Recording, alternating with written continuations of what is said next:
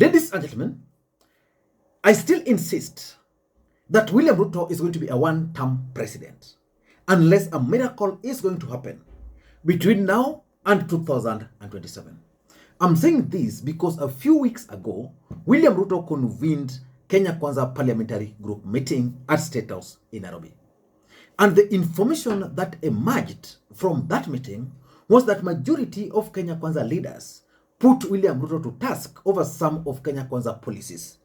Because according to them, those policies are actually very unpopular on the ground and was making it very difficult for them to even address their voters on the ground. But William Ruto was adamant that as long as they will be popular at the right time, they should not worry.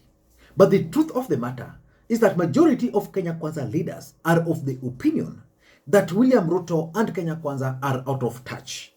And because of that, some of them are now trying so hard to align themselves with the voters because they've already sensed defeat.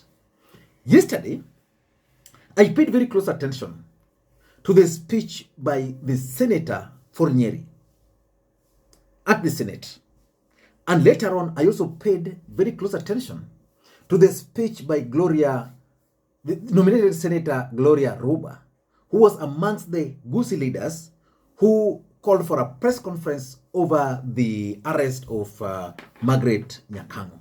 I want you guys to pay very close attention to those two speeches because I want to play the speech by the Nyeri Senator. Pay very close attention to it. Then I'm also going to play the speech by the nominated Senator Gloria Orwoba. I want you also to pay very close attention to it. And I'm going to play another clip by Sylvanus Osoro. And I want you to also pay very close attention to what Osoro is saying. And then after that, I want to give you my reasons why I personally believe that majority of Kenya Kwanza leaders have actually sensed defeat and are now trying so hard to align themselves with the thinking of the voters. Thank you very much, Mr. Speaker, sir. I also like to support the statement by Senator Boni Khalwale. Indeed, people like Lawrence Sifuna, Jido Matiba, Charles Lobia, and the rest did shape the history and the destiny of this country. Mr. Speaker, sir, in the spirit of the demise of Lawrence Sifuna, who has been fortunately survived by a very strong politician in the name of Edwin Sifuna, with whom I sit in one committee, his commitment to liberate this country, irregardless of the party position he holds, Mr. Speaker, sir, is something that we as senators are very proud of. Mr. Speaker, sir, having said that, it is also indeed very important that we note there are politicians who need to learn from the likes of Lawrence Sifuna. Those who wait until the president is out of the way, out of the country, and then they list national assets and put them for sale. Mr. Speaker, sir, we want to urge these leaders who sit near the high offices that it's important to note that it cannot, and we cannot accept them, to put such an important national heritage like the KICC for sale. Mr. Speaker, sir, I want today to add my voice. I want to join the likes of Lawrence Sifuna. I want to join the likes of Koigo Amwere, that we cannot let a few people take it for granted that they can do or live what they want to do in this country. Mr. Speaker, sir, it is becoming quite unfortunate that a few individuals, Mr. Speaker, sir, whom we've worked with so hard and promising the Kenyans that will ensure the cost of living comes down, Mr. Speaker, sir, instead of them working with us in tandem, they are going and auctioning anything that they can lay their hand on. This we must stand as a house and oppose. Mr. Speaker, sir, today I want to stand in the same spirit of Lawrence Sifuna and say this country belongs to all of us.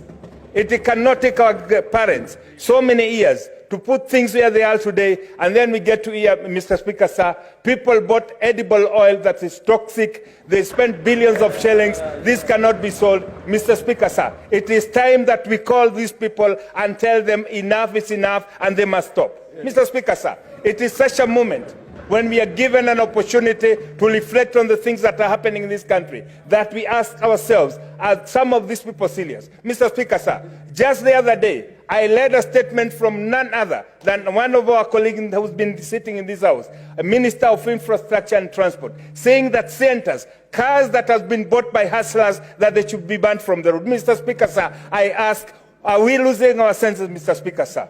When must we realize that we must work for Kenyans? Mr. Speaker, sir, in the same spirit of Lawrence Sifuna, I want to tell Kenyans that yes, we must stand up and we will not let anybody take advantage of you. We are going to pursue justice until we bring it to the logical conclusion. Because this is the spirit, Mr. Speaker, sir. When we are gone like Lawrence Sifuna is gone, we want somebody to stand in this out and say, he stood as a senator and stood for the justice of the people. I start to be counted as those who will fight for the justice of the people, irregardless of the people who are pushing and waiting. Only when the president is away of the country, they put national assets for sale. It is unacceptable, Mr. Speaker, sir, and I urge my colleagues to stand up and oppose this. Thank you, Mr. Speaker, sir. Now, let us now pay very close attention to the nominated Senator, Gloria. That I am a Kenya Kwanza nominated senator, specially elected under my party by my party leader, His Excellency William Ruto. And I want to speak authoritatively today, and I've told my colleagues here, and I will continue to say it to the Kisii community. Whatever is happening is not any doing of the president. Whatever is happening, and if you have noticed, and I've told my colleagues, anytime something is being cooked by those people who think they have the powers around our party leader, around the president, they always wait for him to leave the country. It is systematic. We have seen it in every single, we have seen it in every, the president is involved. We have seen it. Has been attacking our community. The president knows. You're going to talk. You're going to say. No. The president is. I will say this. I will say this by saying. The president is attacking our community. The one thing we cannot allow that. No. The president is targeting the Kisii community. Can I give you the seat when you finish? Targeted William Masita from policy holders. Now it is this, madam. You're defending the president. So I am speaking and I am giving my speech so that people can understand. Because these are the things that are happening. It happened even during my time when I was being removed. And this is not doing of the president. And so what we are going to say, and I will continue to say, is that the president has nothing to do with this. And as a matter of fact, because we signed the Kenya Kwanza Women Charter, I am here because I'm also upset because it is a woman leader who is being removed, because it is a woman who is being victimized. And so I want to say that those powers that be, or they think that surround there, at the end of the day, the president has got the interest of the Abagusi community, but we urge him to come forward and stop this because our community is actually being targeted. So therefore, this is the message that I have sent. This is the message that I continue to give to my people, and I will even continue to tell my leaders. Thank you. Thank you. I also Now, let us now pay very close attention to the speech by Silvanus Osoro. Silvanus Osoro is not your ordinary Kenyan. Silvanus Osoro is the majority whip in the National Assembly, which means the speech by Silvanus Osoro is actually a statement from William Ruto. And just for your interest, there is nothing called witch hunt in this whole thing. Nyakango comes from my neighboring county, but in Nyamira, and I come from Kisii. And I'm on record in the floor of the House having said that it's important for people who go for independent offices, get to know their code of conduct and read it and understand it. One cannot use coercion as an excuse to hide, their faces. And at no given time did the control of budget raise that issue until it came in the budget making process and the audit and in the National Assembly. Had she talked about it immediately, even after elections, and raised it without casting aspersions and blame games and stuff like that, and finding some scapegoats, then I think we would have looked at her differently. It's at this point that Kenyans must know that let each person learn to carry their own cross. And we are going to start a process of removing Nyakango from office through legal means and legal channels, and that is the National Assembly. We've got to have people who are straight to run offices. I mean, really, 16 billion is not 2 shillings. Right now, members of parliament are suffering. They have not gotten national government. Now, what's your conclusion from those 3 speeches? First of all, let us begin by looking at the Nyeri Senator Wamatinga speech. Now, that speech is direct. And I doubt if the Nyeri Senator is going to share a podium with William Ruto anytime soon. I'm saying this because the scandals he's talking about, for me, they cannot be executed without William Ruto knowledge, for that matter. They cannot be executed without the deputy president's knowledge. The edible oil, for example, was executed after a cabinet meeting. So the way he spoke about it points to something. Then if you listened to Senator Gloria, she's also accepting that there are certain individuals in the Republic of Kenya who are acting, they're always acting whenever the president is out of the country. As a matter of fact, Kenyans have always questioned why a lot of things are normally happening when the president is out of the country.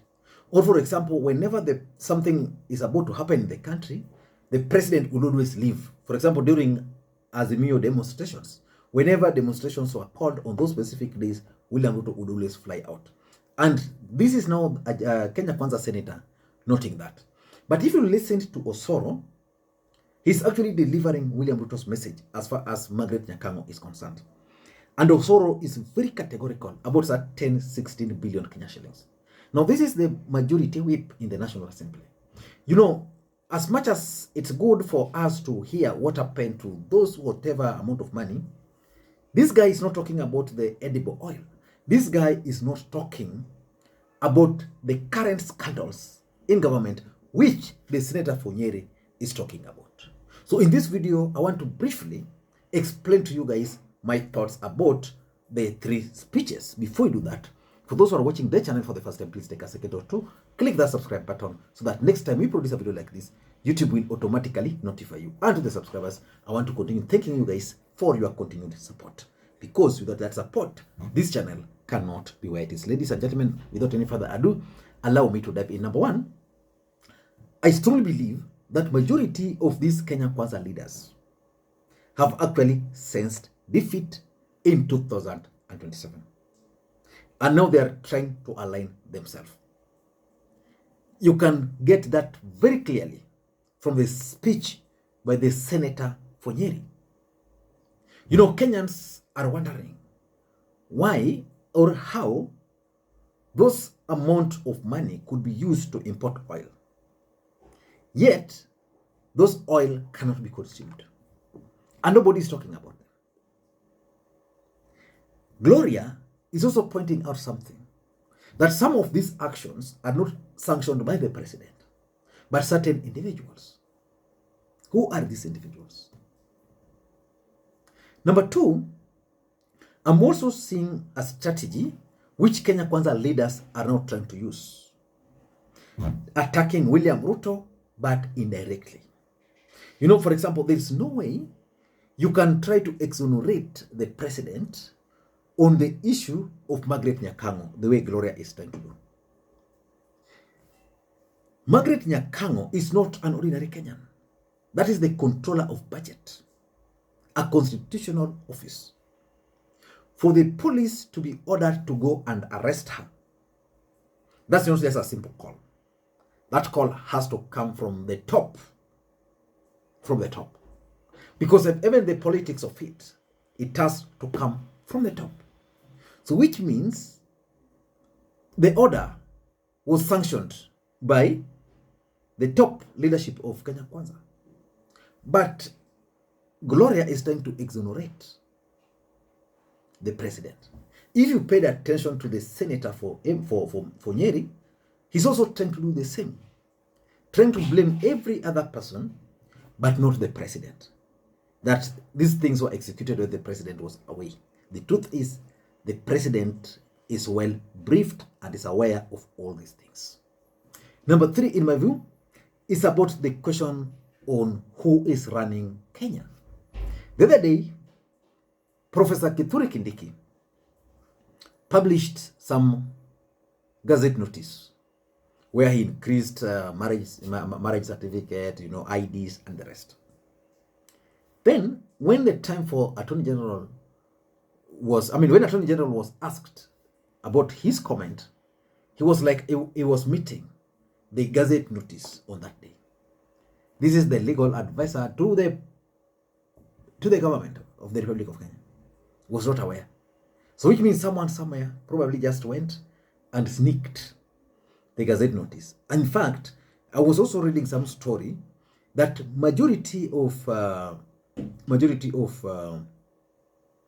cabinet secretaries do not even know whatever is happening in their docket. Some of them are just finding notice of appointments from the Kenya Gazette. They just read them online, the way some of us do. In fact, some of us, because we are online, probably we even get to know about the appointments of board, blah, blah, before them.